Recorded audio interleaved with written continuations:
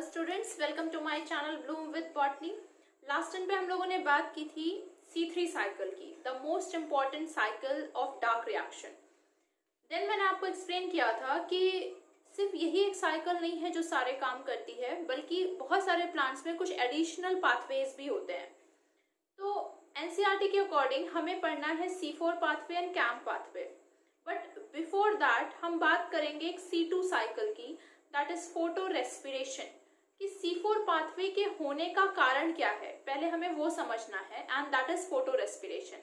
अब जैसा कि नाम कह रहा है, फोटो मतलब लाइट और रेस्पिरेशन आप सब जानते हैं, अ प्रोसेस जिसमें हम ऑक्सीजन इनटेक करते हैं और CO2 रिलीज करते हैं।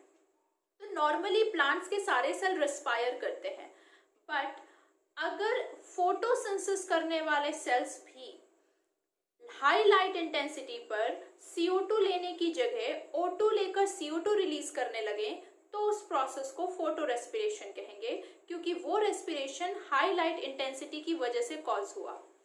तो पहले तो समझेंगे कैसे। मैंने आपको समझाया था the most abundant enzyme of this living world that is Rubisco, उसकी एक प्रॉब्लम है।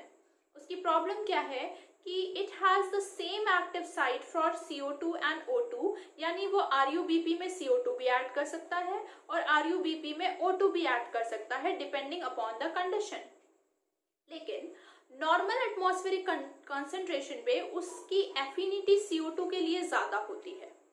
अब देखिए क्या हो रहा है कि जब आपने लाइट इंटेंसिटी बढ़ाई, जब आपने लाइट की इंटेंसिटी बढ़ा दी, तो O2 के रिलीज का रेट बढ़ गया।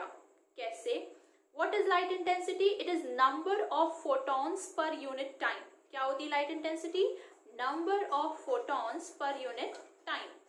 अब मैंने आपको प्रीवियस लेक्चर्स में समझाया है कि 8 फोटॉन से एक ऑक्सीजन मॉलिक्यूल निकलता है। अब आप सोचो, अगर एक फोटॉन 1 सेकेंड में मिल रहा है तो एक ऑक्सीजन निकलने के लिए कितना समय लगेगा? Yes, 8 second. एक फोटॉन 1 सेकेंड में आ रहा है, 8 फोटॉन चाहिए, 8 सेकेंड में आएंगे, तो 8 सेकेंड में एक ऑक्सीजन निकलेगी। मैंने लाइट की इंटेंसिटी बढ़ा दी, क्या किया? Number of photons per unit time बढ़ा दिए, यानी जो एक फोटॉन 1 सेकेंड में आ रहा था, अब मैं 8 फोटॉन 1 सेकेंड में दे रही हूँ। तो क्या होगा? ऑक्सीजन अब 1 सेकेंड में निकल जाएगी। 1 सेकेंड में एक ऑक्सीजन मॉलिक्यूल रिलीज हो जाएगा। तो क्या हुआ? जो ऑक्सीजन पहले 8 सेकेंड में निकल रही थी, अब वो 1 ही सेकेंड में निकल गई, यानी रेट फास्ट हो गया। तो अगर आप फोटॉन्स का नंबर बढ़ाएंगे पर यूनिट टाइम, तो ऑक्सीजन का रिलीज भी पर यूनिट टाइम बढ़ जाएगा। सिंपल सी बात है कि लाइट की एनर्जी ज्यादा मिलेगी तो लाइट रिएक्शन का रेट ज्यादा होगा, तो उसका प्रोडक्ट यानी ऑक्सीजन भी ज्यादा होगा। अच्छा, ऑक्सीजन निकल कर आ रही थी ल्यूमेन से, कहाँ निकलेगी तुरंत? स्ट्रोमा में। स्ट्रोमा में कौन है? रुबिस्को। अब रुबिस्को के चारों तरफ ऑक्सीजन ज्यादा हो गई एज कंपेयर टू CO2, तो अब रुबिस्को परेशान हो गया। अब वो CO2 की जगह ऑक्सीजन को कैप्चर करने लगेगा। तो जब वो ऑक्सीजन को कैप्चर करेगा तो अब वो करा देगा RUBP का ऑक्सीजनेशन। तो यहाँ पे आ जाती है प्रॉब्लम। तो वो O2 एक्सेप्ट करने लगता है and during the entire pathway वो CO2 रिलीज कर देता है, जो ऑलरेडी प्लांट की फिक्स CO2 है, and that kind of process is known as photorespiration. तो नाउ फोटो यानी लाइट की प्रेजेंस में कार्बन का ऑक्सीडेशन हो रहा है, इसीलिए इसको PCO साइकिल कहते हैं। और यहाँ जो पहला स्टेबल कंपाउंड है वो एक 2 कार्बन कंपाउंड होता है, फॉस्फोग्लाइकोलेट, और इसका मैकेनिज्म होता है, इसलिए इसको C2 साइकिल या ग्लाइकोलेट साइकिल भी कहते हैं। ये पूरी तरह से वेस्टफुल प्रोसेस है। क्यों? पहली तो कोई CO2 एक्सेप्ट नहीं हो रही, तो शुगर में कन्वर्ट नहीं हो रही। दूसरी चीज, प्लांट की अपनी CO2 निकल जा रही है, ऑलरेडी फिक्स CO2 का लॉस हो रहा है, there is about 25% loss of carbon. तीसरी चीज, पूरे पाथवे में कहीं एनर्जी जनरेट नहीं होती, इंस्टेड एक ATP यूटिलाइज हो जाती है, तो बेकार काम करने के लिए भी एनर्जी वेस्ट हो जाती है प्लांट की। और इस पाथवे में 3 सेल ऑर्गेनेलीज इंटर रिलेट होकर काम करती हैं, क्लोरोप्लास्ट, माइटोकॉन्ड्रिया एंड पेरोक्सिसोम्स। अब हम ये कहें कि ये क्यों होता है? Just because of high light intensity. तो ये प्लांट को फोटो ऑक्सीडेटिव डैमेज से बचाता भी है, इसलिए ये एसेंशियल है। अब प्लांट्स वो जो टेम्परेट एरिया में रहते हैं वो तो अपना मैनेज कर लेते हैं, लेकिन जो ट्रॉपिकल एरिया के प्लांट है उन वहाँ तो through out the year high light intensity है, वो अगर ये लॉस करते रहेंगे तो फिर वो सरवाइव नहीं कर पाएंगे। फिर वो एडाप्टेशन करते हैं और करते हैं C4 पाथवे, जो मैं आगे आपको समझाऊंगी। लेकिन पहले हम बात कर रहे हैं फोटो रेस्पिरेशन की। तो अभी तक मैंने आपको क्या बताया? Photo respiration, respiration is process by which O2 is accepted by RUBP and CO2 is released. And why photo? Because it occurs at high light intensity. Or C2 cycle, because first stable product is a 2-carbon compound phosphoglycolate, therefore glycolate cycle. Or photosynthetic carbon oxidation cycle, because oxygen is added, so it is also known as PCO cycle. ये बहुत important point है, ये आपके cell chapter में भी पूछा जाता है। That it involves 3 cell organelles, that is chloroplast, mitochondria and peroxisome. It is entirely a wasteful process. ये आपकी तीनों NCERT के पॉइंट्स हैं। No CO2 is fixed, कोई कार्बन फिक्स नहीं होती। प्लांट की ऑलरेडी फिक्स्ड कार्बन का लॉस हो जाता है करीब 25%। कोई एनर्जी सिंथेसाइज नहीं होती, इंस्टेड यूटिलाइज हो जाती है एक ATP। ये चीज C4 प्लांट्स में नहीं पाई जाती, क्योंकि उनमें एक मैकेनिज्म होता है जिससे वो एंजाइम की साइट पर, कौन से एंजाइम, रुबिस्को की साइट पर CO2 को बढ़ा देते हैं और इंश्योर करते हैं कि CO2 ज्यादा होने से उसका कार्बोक्सिलेशन ही हो, उसमें ऑक्सीजनेशन एक्टिविटी ना हो। तो ये चीज वो इंश्योर करके रखते हैं, इसीलिए उनमें फोटो रेस्पिरेशन नहीं होता। इनफैक्ट फोटो रेस्पिरेशन को अवॉइड करने के लिए ही C4 पाथवे बना है। तो अब मैं आपको ड्रॉ करके दिखाऊंगी कैसे कैसे मैकेनिज्म होता है, किस सेल ऑर्गेनेली में क्या क्या पॉइंट्स हैं, और फिर हम बात करेंगे C4 पाथवे की। तो let's see the mechanism of photo respiration. तो ये देखिए, यहाँ पे मैंने एक इलस्ट्रेशन किया है आपको कैसे फोटो रेस्पिरेशन का मैकेनिज्म होता है।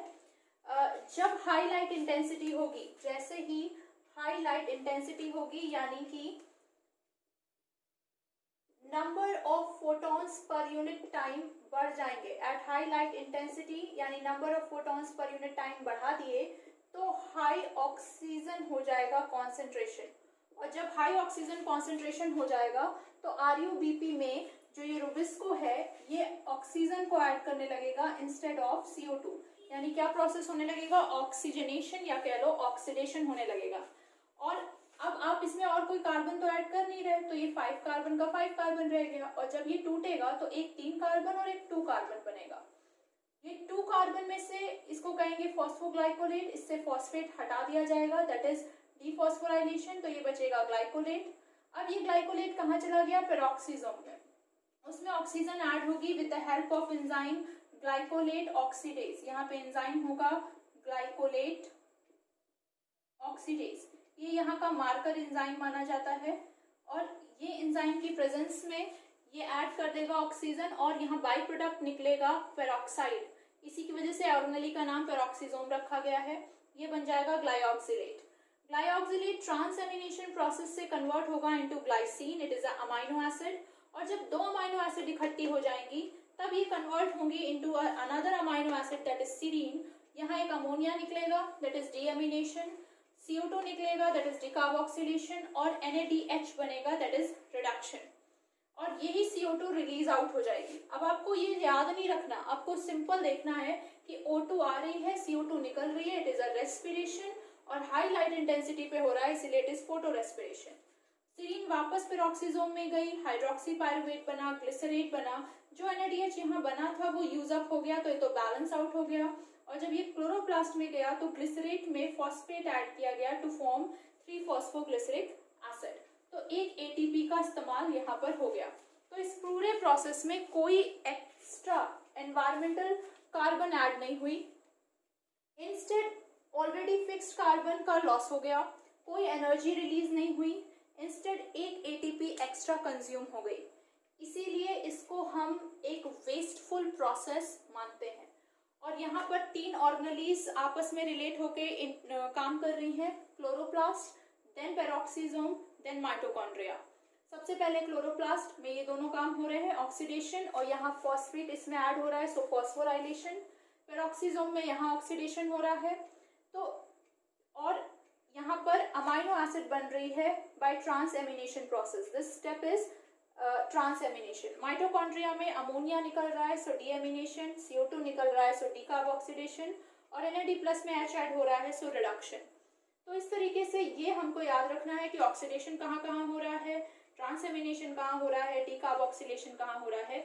ये पूरा प्रोसेस डिनोट करता है हमारा फोटो रेस्पिरेशन का साइकिल।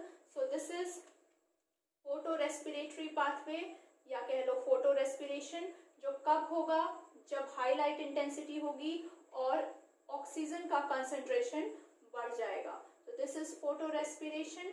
इसको हम और भी क्या कहते हैं, और C2 साइकिल, क्योंकि पहला कार्बन जो है, पहला कंपाउंड 2 कार्बन कंपाउंड है पहला कंपाउंड, और हम इसको कहते हैं ग्लाइकोलेट साइकिल, क्योंकि आप देख रहे हो पूरे मैकेनिज्म ग्लाइकोलेट का ही हो रहा है।